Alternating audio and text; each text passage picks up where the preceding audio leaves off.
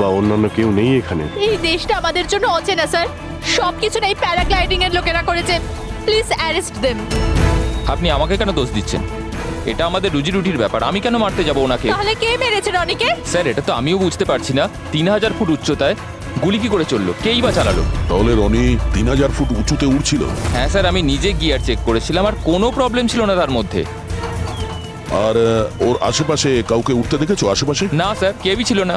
আকাশ একদম পরিষ্কার ছিল, চারপাশটাও পরিষ্কার ছিল, আর উনি ওনার রাইড এনজয় করছিলেন। কিন্তু হঠাৎ বুঝতে পারলাম না কি হলো, একদম দড়াম করে নিচে এসে পড়লেন। এই যে ক্ষতটা দেখছো, আমার মনে হচ্ছে অনেক দূর থেকে গুলি চালানো হয়েছিল, হয়তো কোনো রাইফেল দিয়ে। হ্যাঁ, রাইফেলই হবে, কারণ যে হাইটে এই উড়ানটা উড়ছিল ওখান থেকে তো কোনো শার্প শুটারই গুলি চালাতে পারে, কোনো রাইফেল দিয়ে।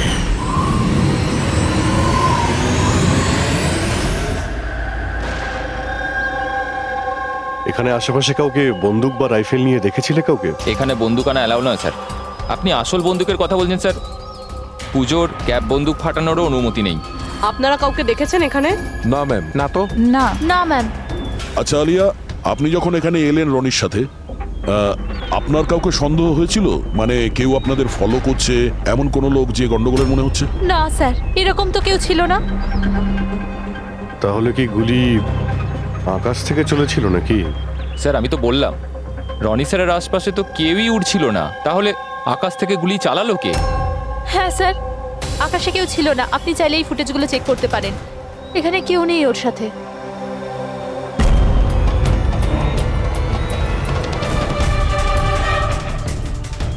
এই ফুটেজে তো রনির আশেপাশে তো দূরে দূরেও কাউকে দেখা যাচ্ছে না। স্যার নিচে থেকে ওপরে তো কেউ গুলি চালায়নি। ইনি বলছেন যে যখন ওপরে উঠছিল কেউ ওর আশেপাশে ছিল না, ওপর থেকেও কেউ গুলি করতে পারবে না। আমার মাথায় এটা ঢুকছে না, কে কোথা থেকে গুলি চালালো আর কিভাবে, বুঝতে পারছি না স্যার। অদ্ভুত ব্যাপার তো, ওর কোনো শত্রু নেই, তাহলে ওকে খুন করার জন্য এরকম প্ল্যানিং কে করতে পারে? কেসটা খুব জটিল মনে হচ্ছে। কোনো বাঁকা লোককেই এখানে পাঠিয়ে দিই, বাঁকা প্রমাণ, হয়তো সে কিছু পেতে পারে।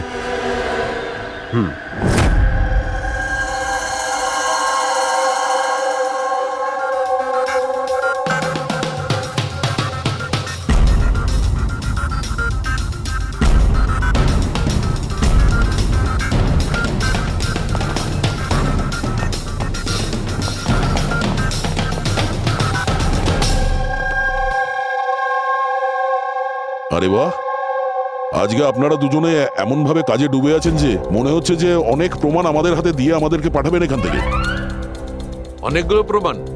হ্যাঁ। আর যদি একটাও না পাওয়া যেত? সোজা করে বলো না, কোনো প্রমাণ পাওনি, খুঁজে দেখোনি? ডক্টর সালুকে ওই গুলির ব্যাপারে কিছু জানতে পারেননি? আপাতত এইটুকু জানতে পেরেছি ভাই, ওপর থেকে কোনো ইউএফও গুলি চালিয়েছে। শালুকে তুমি না কোনোদিনই সোজাসুজি করে কথা বললে না। আরে এটা কি, এটা বোঝাও, আমাকে বোঝানোর জন্য এরকম করেছো? হ্যাঁ বলো। এ দেখো বস, রনি মাটি থেকে 3000 ফুট উঁচুতে উঠছিল, আর ওর গুলিটা লেগেছে তার ওপর থেকে প্রায় 1000 ফুট উঁচু থেকে, আর এই গুলিটা 60 ডিগ্রি অ্যাঙ্গেলে এসে গায়ে লেগেছে। আমার তো ভেবেই কেমন যেন মাথাটা ঘুরছে। আকাশের উপর থেকে কে গুলি চালাতে পারে ওর উপর? এটা কিভাবে সম্ভব? এখনো হয়নি, আরো বাকি আছে বস। এই গুলিটা প্রায় 3 কিলোমিটার দূর থেকে ছোড়া হয়েছে। ভারী অবাক কাণ্ড, তাই না দয়া? 3 কিলোমিটার দূর থেকে গুলি চালানো হয়েছে। 60 ডিগ্রি অ্যাঙ্গেলে রনির গলার ভেতর ঢুকে যায় আড়াআড়ি। তার মানে রাইফেলটা খুব পাওয়ারফুল ছিল মনে হয়। একদম ঠিক বস, রাইফেলটাও পাওয়ারফুল ছিল, আর গুলি যে চালিয়েছে তারও হাতটা পাকা। এত উঁচুতে হাওয়া খুব জোরে প্রবাহিত হয়, আর টেম্পারেচারও কম বেশি হতে থাকে, তবুও লক্ষ্যটা মিস করেনি, একদম নির্ভুল পয়েন্টে গিয়ে লেগেছে। গুলি যে চালিয়েছিল খুব পাকা খেলোয়াড়, ডক্টর, শার্প শুটার। একদম। আর এইরকম শার্প শুটার সহজে তো পাওয়া যায় না যে এই কাজটা করে দেবে। কিন্তু স্যার আমরা সমস্ত ভিডিও দেখেছি, যখন রনি আকাশে ছিল তখন ওর আশেপাশে কোনো প্যারাসুট বা চপার ছিল না স্যার, আকাশ একদম পরিষ্কার ছিল। সেটাই তো বুঝতে পারছি না যে ওই কিলার কোথা থেকে গুলিটা চালিয়েছিল, অথচ আকাশটা পরিষ্কার ছিল। ও কি মেঘের আড়ালে লুকিয়েছিল? আর স্যার ওই গুলিটার থেকে কি জানতে পারলাম? কিচ্ছু পাওয়া যায়নি পুরবি। আমি ব্যালিস্টিক ডিপার্টমেন্টের পুরো ডেটা চেক করেছি, এরকম গুলির তো কোনো রেকর্ডই নেই। স্যার, এই গুলিটা নিশ্চয়ই কাস্টমে বানানো হয়েছে। হ্যাঁ, নিজের মতন গুলিটা বানিয়েছিল। এমন গুলি যেটা 3 কিলোমিটার দূর থেকে চালানো যায় আর সোজা গিয়ে টার্গেটে হিট করে। আর স্যার, এই গুলিটা যখন এত শক্তিশালী, তো এর রাইফেলটাও বেশ স্পেশাল হবে। হ্যাঁ, এক কাজ করা যাক, গুলিটাকে ব্যালিস্টিক ডিপার্টমেন্টে যাচাইয়ের জন্য পাঠাই, দেখি কি রিপোর্ট আসে। আর সে যেই হোক, এত উপরে চলে গিয়েছিল খুন করার জন্যে, এবার ওকে তো মাটিতে নামতেই হবে।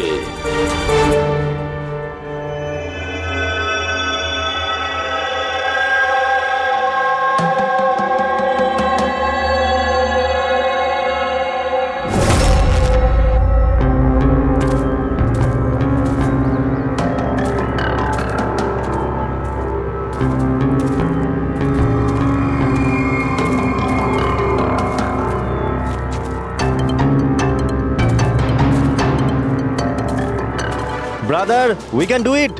আরে ইয়ার গুরু, আর চলতে পারবো না, খুব হাঁপিয়ে গেছি আমি। ব্যাস নবীন, আর বেশি দূর নয়, 3000 ফিট চড়ে ফেলেছি, পাশেই আছে। We can do it, come on.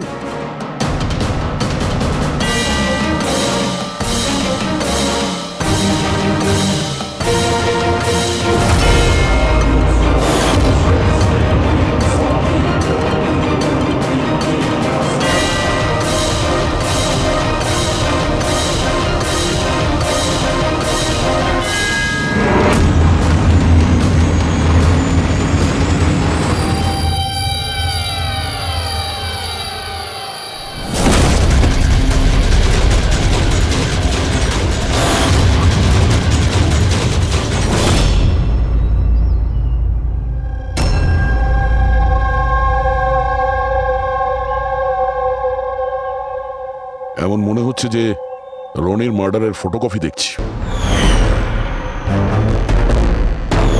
3000 fit উপরে ঠিক ওরকমই গুলি মেরেছে মাথার পেছনে। একেও একইভাবে গুলি চালিয়েছে। আচ্ছা, তোমরা যখন ট্রেকিং করছিলে, এই হিতেনের পিছনে কেউ কি ছিল? না স্যার, হিতেনই সবার পিছনে ছিল স্যার। স্যার, এই দেখুন ফুটেজ। স্যার, স্যার এটা ওই জায়গায় যেখানে এই সব কিছু হয়েছে। অদ্ভুত তো, পিছনে তো খোলা আকাশ রয়েছে, এমন কোনো জায়গা নেই যেখান থেকে গুলি করা যায়। তাহলে ওর গুলি লাগলো কি করে? দুটো কেসেই ধরা যাচ্ছে না যে গুলি কোথা থেকে চলেছে। স্যার একদম ঠিক বলছেন। আকাশ থেকে কোনো কাক বা পায়রা কি করে গুলি চালায়? এই গুলিটা চালালো কে? আর এই দুটো গুলি 24 ঘন্টার মধ্যেই চলেছে। আমার মনে হয় এই দুটো কেসের মধ্যে কোনো না কোনো কানেকশন আছে। আচ্ছা, এই হিতেন কি কাজ করতো? স্যার ও কলেজ স্টুডেন্ট ছিল স্যার, মুম্বাই গ্র্যাজুয়েশন করতে এসেছিল স্যার। ট্রেকিংয়ের অনেক শখ ছিল। অভিজিৎ, বুঝতে পারছি না যে কেউ একজন কলেজ স্টুডেন্টকে মারার জন্য এত প্ল্যান করবে কেন? সেটাই তো, প্রথমে রনি আর এখনই হিতেন। তবে আকাশ থেকে তৃতীয় গুলিতে অন্য কেউ মারা যাওয়ার আগে এই খুনিকে ধরতেই হবে খুব তাড়াতাড়ি। গত 24 ঘন্টায় দুটো খুন হয়েছে, দুটোই যুবক, আর দুজনকে মারার পদ্ধতিও অদ্ভুত। অদৃশ্য খুনি। স্যার, দুজনেরই মৃত্যু হয়েছে অ্যাডভেঞ্চার স্পোর্টস করতে গিয়ে। মাটি থেকে 1000 ফুট ওপরে মেরেছে স্যার। কিন্তু স্যার, ভাবার বিষয় এটাই যে খুনি এই অ্যাডভেঞ্চার স্পোর্টের সময়টাই কেন বাঁচলো এদেরকে মারার জন্য? ও তো ওদের যে কোনো সময় মারতে পারতো।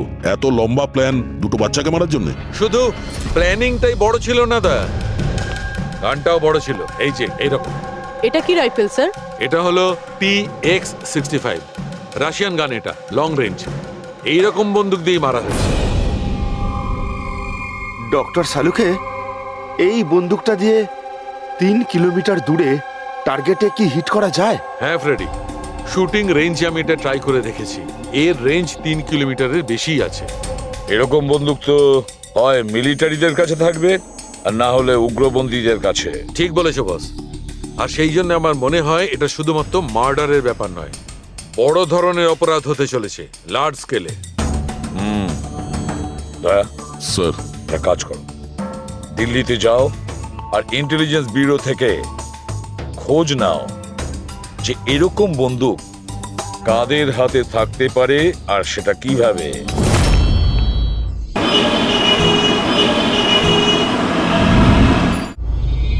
এই সমস্ত খুন এই রাইফেল দিয়েই হয়েছে। আর আপনারা তো জানেনই, এরকম হাই প্রোফাইল রাইফেল তো সবার কাছে থাকে না।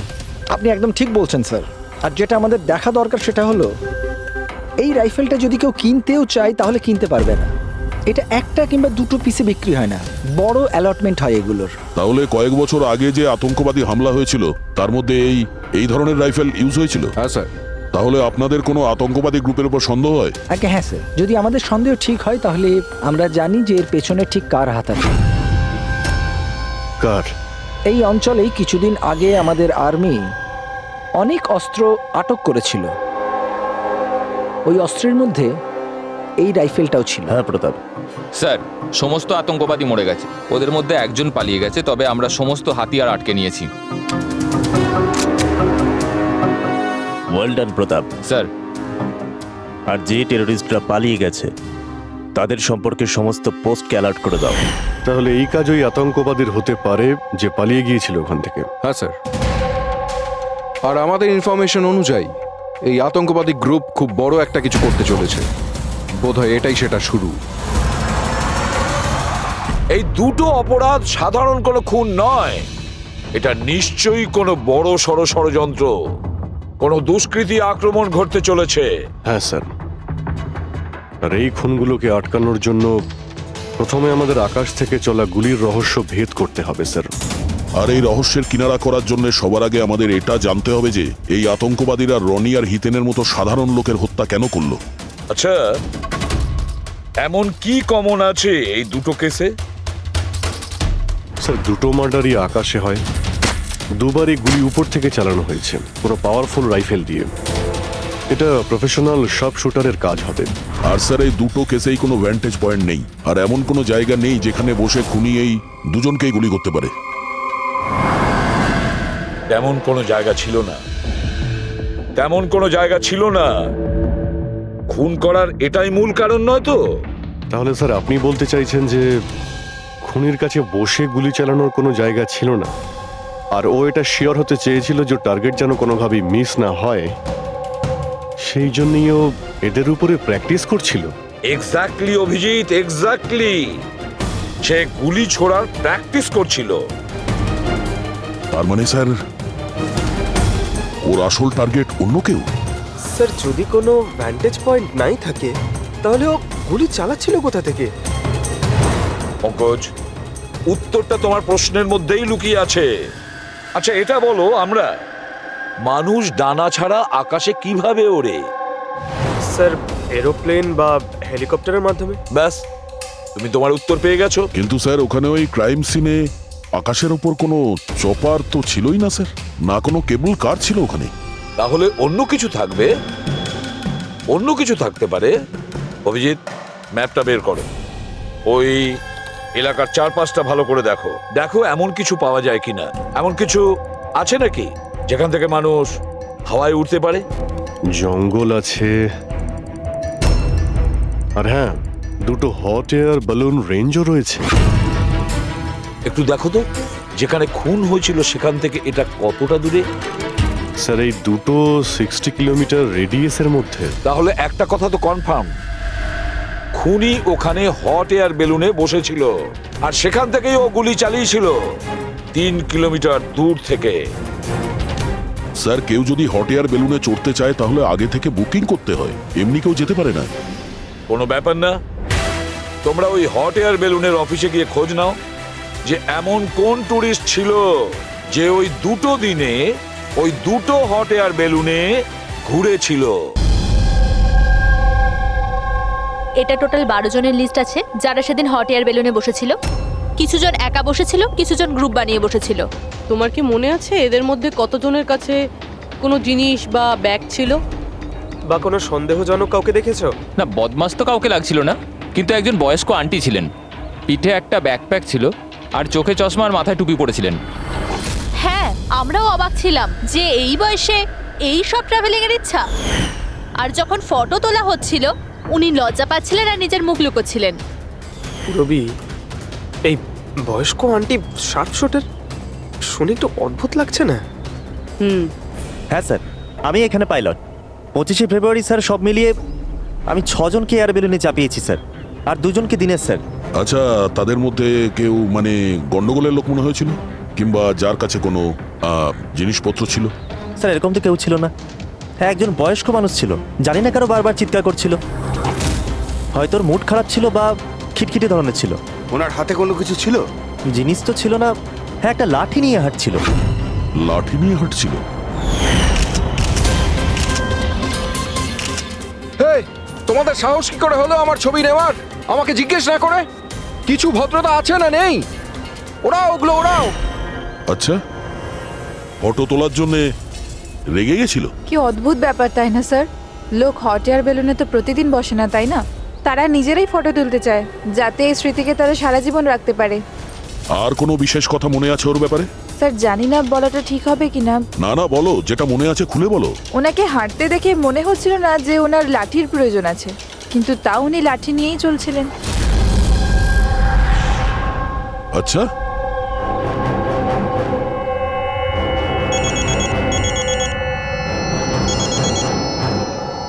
হ্যাঁ স্যার। কিছু জানতে পারলে? স্যার, এখানে একজন বয়স্ক মহিলা এসেছিল আর তার হাতে একটা ব্যাকপ্যাকও ছিল। আর হ্যাঁ, ওই মহিলা ছবিও তুলতে চাইছিল না। আচ্ছা, এখানেও একজন বুড়ো লোক এসেছিল হট এয়ার বেলুনে চড়তে লাঠি নিয়ে, আর তারও ফটো তোলায় আপত্তি ছিল। স্যার, এই বয়স্ক মহিলা আর বয়স্ক লোক একই ব্যক্তি নয় তো? ওই শার্প শুটার, ওর ব্যাগে আর ওর লাঠিতে ওই রাইফেলটা ছিল যা দিয়ে খুন করেছে। আর স্যার, দুদিনই এ একাই ওপরে গিয়েছিল, কারণ যদি অন্য টুরিস্টের সাথে যেত তাহলে রাইফেল সেট করতে আর টার্গেট সেট করতে প্রবলেম হয়ে যেত। না পুরবি, আমার মনে হচ্ছে ও একলা যায়নি। মানে ওই হট এয়ার বেলুন চালানো আর সঙ্গে এই রাইফেলটা চালানো, দুটো কাজ একসঙ্গে করা মুশকিল। ওই হট এয়ার বেলুনের পাইলটও ছিল সঙ্গে। মানে স্যার, এই অপরাধে পাইলটও যুক্ত? একটা কাজ করো, ওই পাইলটটাকে ধরো তাড়াতাড়ি। ওই দিন ওই বয়স্ক মহিলাকে বেলুনে উপরে কে নিয়ে গিয়েছিল? পাইলট কে ছিল? সঞ্জীব ছিল। এই পালাবি না, দাঁড়া দাঁড়া দাঁড়া। না আমাকে মারতে পারবে না ওকে। এই এই সঞ্জীব!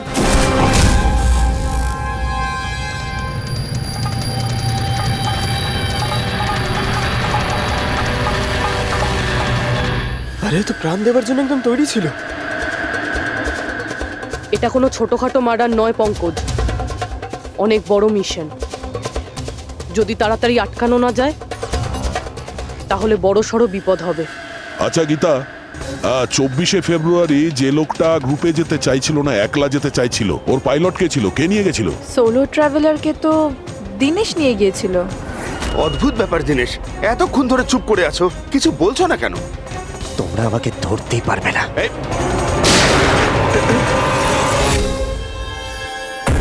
এখন যমরাজ তোকে অ্যাপয়েন্টমেন্ট দেওয়ার মুডে নেই। যতক্ষণ না আমাদের প্রশ্নের উত্তর আমরা পাবো, তোকে বেঁচে থাকতে হবে। চল। মারো, যত পারো মেনে নাও, আমার কিচ্ছু যায় আসে না। আর তাছাড়া তোমাদের এই আইনের কমজোরি থাপ্পড়ে এত শক্তি নেই যে আমার অপরাধের মজবুত হাড়কে গলাতে পারবে, বুঝলে? তোমার ওপর যদি টর্চার করতেই হতো তাহলে ওর জন্য তো 2 মিনিটের কাজ আমাদের কাছে। কিন্তু তারপর মনে পড়ে তোমার পরিবারের কথা, তোমার বোন। পরের মাসে ওর বিয়ে না? কেমন লাগবে ওর যে ওর বিয়ে হচ্ছে আর বিয়ের পরে ওর ভাই এই পৃথিবীতে নেই? হ্যাঁ, আর তোমার মা প্রত্যেক মাসে খরচার জন্য টাকা পয়সা পাঠাও না? তোমার মৃত্যুর পর কে খেয়াল রাখবে তার কিছু ভেবেছো এ ব্যাপারে? হ্যাঁ, না, চলো, এখনো সুযোগ আছে। রাজ সাক্ষী হয়ে যাও। কথা দিচ্ছি তুমি জেলে যাওয়ার পরে তোমার মায়ের খেয়াল আমরা রাখবো। সত্যি? মানে পুরো খেয়াল রাখবে? পুরো খেয়াল? হ্যাঁ, তোমার মায়ের পুরো খেয়াল রাখা হবে। তুমি শুধু এটা বলো কার জন্য কাজ করো, তোমার বসের নাম কি? বলে দেবো? সত্যি বলে দেবো? হ্যাঁ বলো। আমি যার জন্য কাজ করি না, যে আমার বস স্যার, তার নাম হলো এসিপি প্রদ্যুম্ন।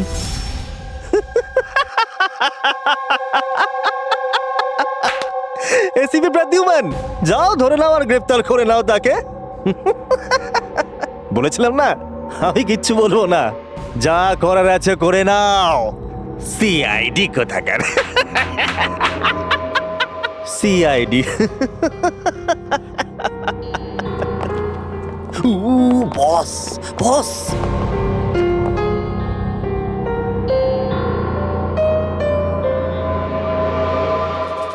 কোনো ব্যাপার না, কিচ্ছু বলতে হবে না।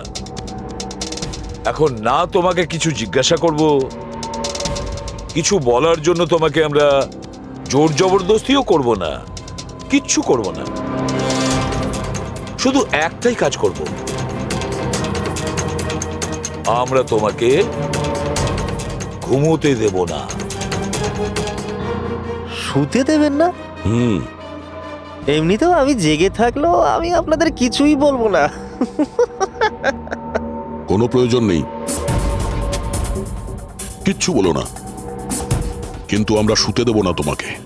ওকে ভাই দয়া, আমি এটা শুনেছিলাম যে মানুষ কোনো কিছু না খেয়ে অনেক দিন সার্ভাইভ করতে পারে, কিন্তু না ঘুমিয়ে কত কষ্ট হবে এই বেচারার। তোর বাঁচাটা খুবই মুশকিল, আমি এসব দেখতে পারবো না।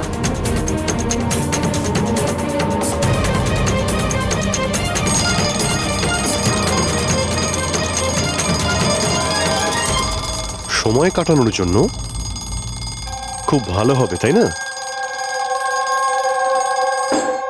তোর জীবনের শেষ মুহূর্তগুলো তুই এই কাঁটার সঙ্গে গুনতে থাকবি, ঠিক আছে? Thank you. ওকে ঘুমোতে দিও না।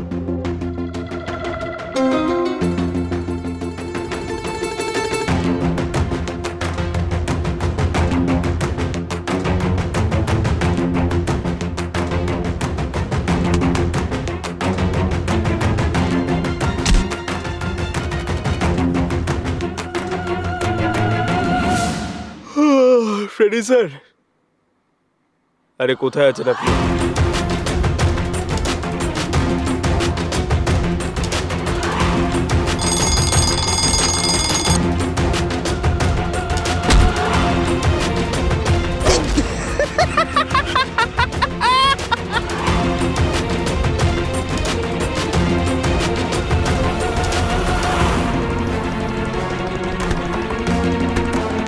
যতক্ষণ না মুখ খুলবি চোখের পাতা এক করবি না, বুঝলি? 5 মিনিটের জন্য নয়। চল না, 1 মিনিট 1 মিনিট তো শুতে দাও। 1 সেকেন্ড, শোবো না একদম, শোবো না একদম।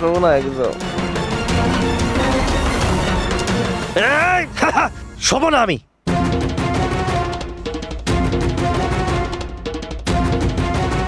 এবারও ভেঙে পড়বে।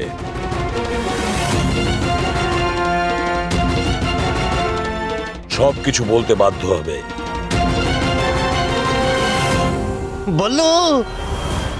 বললো তুই শুবি না, ওঠ।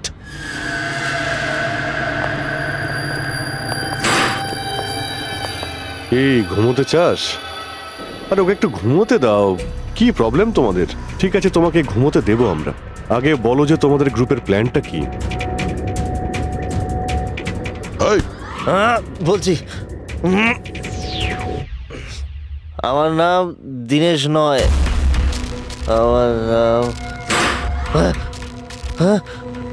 আমার নাম বল্লু। দেশ নয় আমার নাম। আর আমাকে স্পেশালি এই মিশনের জন্য তৈরি করা হয়েছিল। আর যে দুটো মার্ডার হয়েছিল না, ওটা প্র্যাকটিস ছিল। আমাদের আসল মিশন হলো ওকে মারা। আর ওই যে ওকে কি যেন নাম, স্টিভ মার্টিন। ওই শান্তির দূত যে সম্প্রতি ভারতবর্ষে এসেছে দেশে শান্তির বার্তা নিয়ে, যাতে সমগ্র বিশ্ব এই বার্তাকে সমর্থন করে, যাতে উগ্রপন্থীরা শেষ হয়। এসিবি, আমরা চাই না যে আতঙ্কবাদ কখনো শেষ হোক। আর স্টিভ মার্টিন তো মরবেই, তোমরা কিচ্ছু করতে পারবে না। আর আর যদি তোমরা বাঁচিয়েও নাও না, আমরা স্টিভ মার্টিনকে খতম করে দেবো একেবারে। আমাদের যে শার্প শুটার আছে না, একদম পাক্কা নিশানা তার। কোথায় মারবে ওকে আর কখন বল? ও যখন কনফারেন্সে ভাষণ দেবে না, ওটাই সব থেকে সঠিক ওটাই সব থেকে সঠিক সময়। ওটাই সব থেকে সঠিক সময় হবে। ওই সময় ওর আশেপাশে কোনো সিকিউরিটি থাকবে না। আর যে কনফারেন্সটা আছে না, ওটা বিল্ডিংয়ের ছাদেতে হবে। তো ওই হট এয়ার বেলুনেতে আমাদের শার্প শুটার যাবে আর ওখানেই গুলি মারবে। কনফারেন্স ঘন্টা খানেকের মধ্যে শুরু হবে, এখন তাড়াতাড়ি ওখানে আমাদের পৌঁছতে হবে। আরে তোমরা যতই চেষ্টা করে নাও, বাঁচাতে পারবে না ওকে। আর হ্যাঁ, তোমরা যদি বাঁচিয়েও নাও না, তাহলে আমরা আবার প্ল্যান করব, দ্বিতীয়বার মারবো। কে মারবে? কিরকম দেখতে ও? আরে আমি ওর মুখ দেইনি এখনো পর্যন্ত। যখনই আসে ছদ্মবেশে আসে। তোমরা কি একে হসপিটালে নিয়ে যাও তাড়াতাড়ি। স্যার, আমরা কি হট এয়ার বেলুনটা আটকাতে পারি না যতক্ষণ এই কনফারেন্স শেষ হচ্ছে? না ফেডরিক, এই সব কিছু বন্ধ করা যাবে না। আজকে আটকালে কালকে অন্যরকম প্ল্যান করবে। আজকের প্ল্যান আমরা জানি, আজই ওদেরকে ধরবো।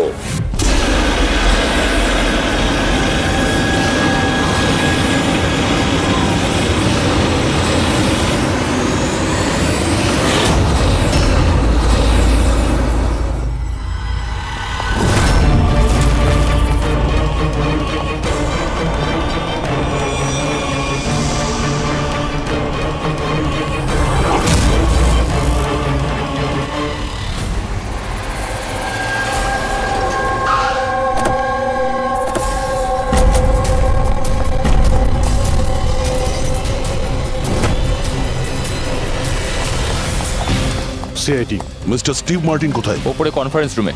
ওর কাছে নিয়ে চলুন, আসুন। তাড়াতাড়ি তাড়াতাড়ি।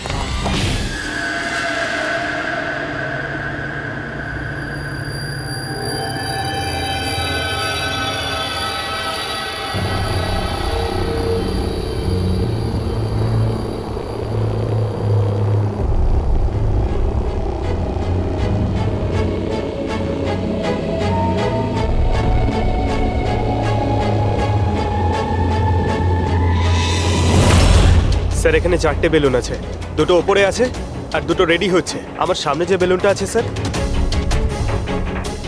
ওতে একটা কাপল আছে আর ওই ছেলেটার কাছে ব্যাকপ্যাক আছে।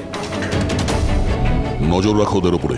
কারা কারা আসছে, কারা কারা যাচ্ছে, সবাইকে ফলো রেখো, ওকে?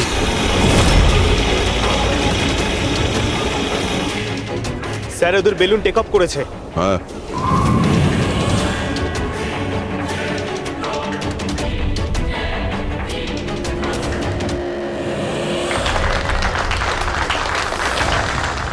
এই দুনিয়াতে টেরোরিজম কেন আছে, এই প্রশ্নটা আমাদের জানা দরকার।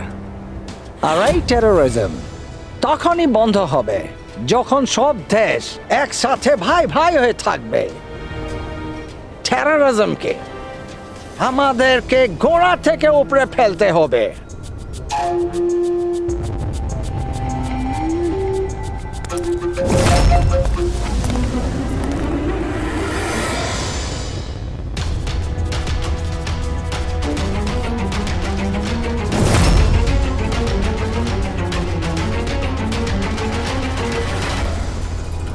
দুজন মিউজিশিয়ানকে দেখছি ওরার জন্য তৈরি হচ্ছে। ওদের হাতে গিটারের ব্যাগ আছে। এবার এটা বলা খুবই মুশকিল যে ভেতরে গিটার আছে নাকি গান।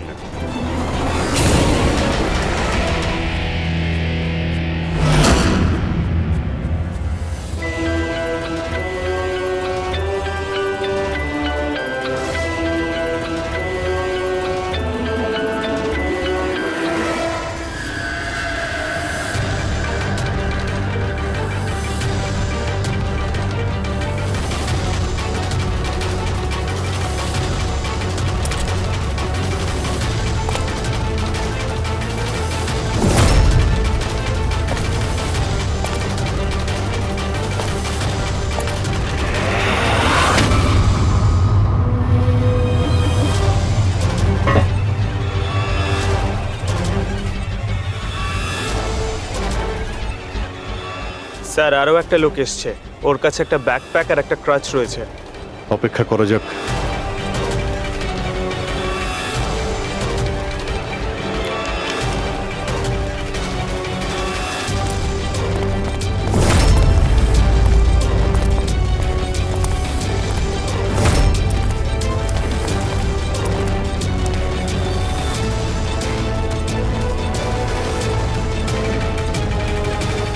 স্যার ক্যামেরা ক্রু এসেছে, ওদের কাছে আবার দুটো ব্যাগ।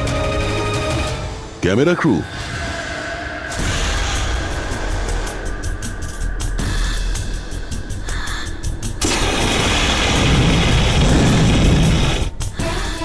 ওদের দিক থেকে নজর সরিও না, নজর রাখো ওদের উপরে।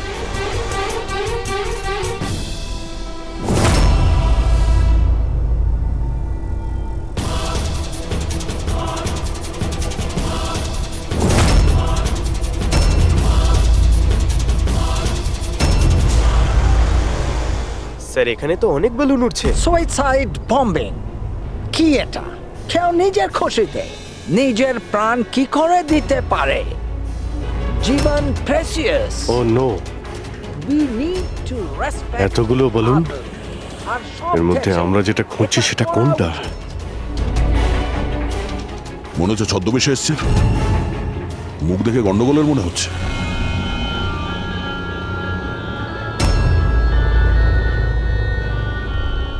দয়া, ওই দুটোর উপর নজর রাখো। আমরা যেন সব সময় একটা কথা মনে রাখি, ওয়ার্ল্ড ওয়ার 1 আর ওয়ার্ল্ড ওয়ার 2। এটা তো বিটার। হচ্ছে কি এখানে? উপরে গিয়ে এরা মিউজিক বাজাবে নাকি? বাকি সমস্ত বেলুন তো চলে গেছে, একটাই আছে।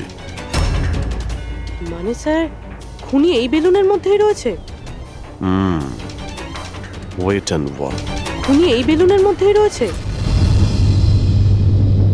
এরা তো নিজেদের জায়গা থেকে নড়ছে না। Camera crew? স্যার এ কোথায় গায়েব হয়ে গেল?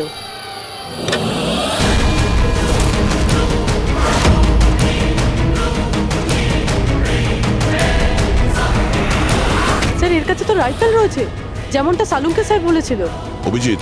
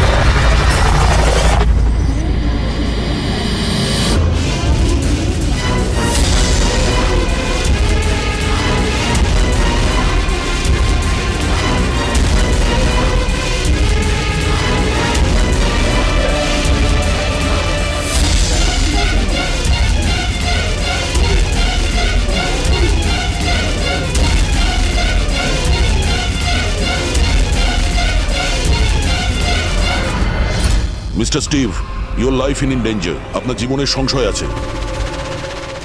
তাহলে কি করবে? We have a plan. Thank you Siyaji. যদি আজকে আপনারা ঠিক সময় না আসতেন আমি বেঁচে থাকতাম না। দেখুন, বিপদ কিন্তু এখনো কাটেনি, ঠিক আছে? এখনো খুনিকে ধরতে পারেনি, সেই জন্য be safe, be careful. Okay Freddy, Pankaj, ওই বেলুনে নজর রাখো, চোখের বাইরে যেন না যায়। হ্যাঁ স্যার, আমরা বেলুনটাকে ট্র্যাক করছি।